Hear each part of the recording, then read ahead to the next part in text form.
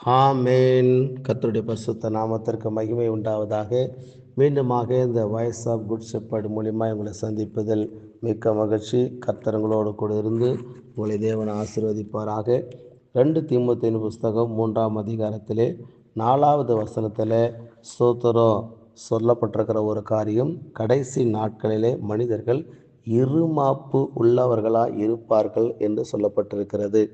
இது 17வது மனுஷனுக்குள்ள இருக்கிற கொடிய ஒரு பேய் குணமானது. அந்த இருமாப்பு உள்ளவர்களாக என்ன பண்ணக்கூடாது, வாழக்கூடாது. உதாரணத்துக்கு பாலாக்க ராஜா பேலாயாமை கூப்பிடுகிறார். அவர் ஒரு தீர்க்கதரிசி. இஸ்ரவேல் ஜனங்களை நீ வந்து என்ன செய்ய, சபி, உனக்கு வெகுமானங்களை கொடுக்கிறேன் என்று சொல்லி. ஆனால் இந்த பாலாக்க ராஜா கூப்பிடுகிற காரியத்தை கேள்விப்பட்டு இந்த பீலையம் என்ன பண்ணுறாரு, போய் ஜெபிக்கிறார். கர்த்தர் சொல்கிறாரு அவங்க கூட போக வேண்டாம் என்று சொல்லி.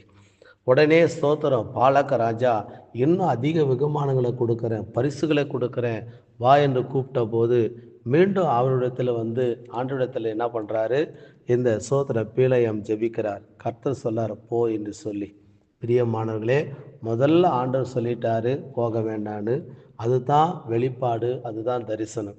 ஆனால் அதை மீறி பண ஆசை வந்த உடனே பொருள் ஆசை வந்த உடனே மீண்டும் ஜெபிக்கிறார். மீண்டும் ஜெபிச்சு ஆண்டவர்கிட்ட கட்டாயப்படுத்தி நான் போகிறேன் அப்படிங்கிற மாதிரி கேட்டுட்டு என்ன பண்ணுறாரு, போகிறார். இந்த இருமாப்பு இந்த பீலையாமுக்கு என்ன பண்ணிச்சு, கடந்து வந்தது. தேவன் உருவின பட்டயத்தோடு தூதர்களை கொண்டு எதிர்த்து நின்னார் என்று சொல்லப்பட்டிருக்கிறது. பிரியமானவர்களே, உங்கள் வாழ்க்கையில் அந்த இருமப்பான காரியங்கள் என்ன பண்ணக்கூடாது, செய்யக்கூடாது.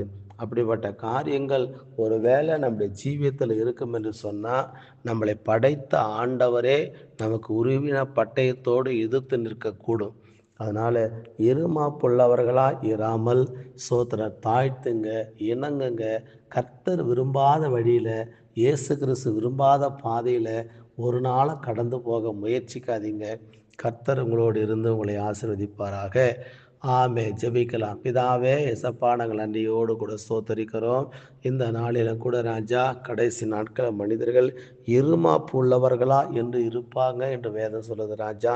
தகப்பனே இது வந்து ஆண்டவர் அருவருக்கிற ஒரு குணம் ஐயா. இப்படிப்பட்ட குணத்துக்குள்ள தேவ பிள்ளைகள் வளராமல் இருக்க உதவி செய்யுங்க, ஆசீர்வதிங்க. இயேசுவின் நாமத்தில் பிதாவே, ஆமேன், ஆமேன், ஆமேன். God bless you. கர்த்தர் உங்களோடு இருப்பாராக. ஆமேன்.